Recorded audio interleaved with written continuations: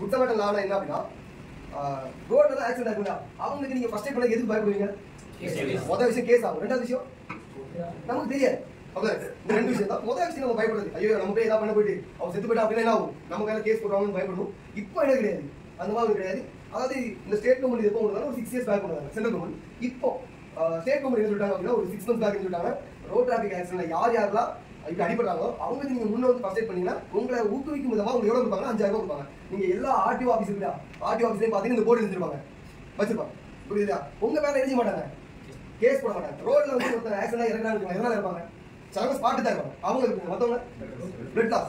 சரியா? சோ நீங்க கரெக்டான இடத்துல முதல் பண்ணீங்கன்னா பிளட் லாஸ் நின்றுடலாம், நிறுத்திடலாம். பிளட் லாஸ் ஸ்டாப் பண்ணீங்கன்னா நிறுத்திடலாம், ஒரு உயிரை காப்பாத்துறோம். எல்லாருமே முன்ன வந்து ஃபர்ஸ்ட் எய்ட் பண்ணணும். யாரும் பயப்படக்கூடாது. சென்ட்ரல் கவர்மெண்ட் நிறுத்திறாங்க இது பண்றோம். இப்போ ஸ்டேட் கவர்மெண்ட் நிறைய ஆக்சிடென்ட் இறக்குறாங்க அப்படின்னா ஸ்டேட் கவர்மெண்ட் நிறுத்திறாங்க, இந்த இதை என்கரேஜ் பண்ணிருக்காங்க. இப்போ தான் ஒரு 6 months முன்னாடி வந்தாங்க. அதோட ஜீவ நீங்க உங்க வீடு யாருக்காவது பக்கத்துல ஆர்டிஓ ஆஃபீஸ் போய் பாருங்க, வெளியே நிறுத்திப்பாங்க, போர்டு வச்சுப்பாங்க.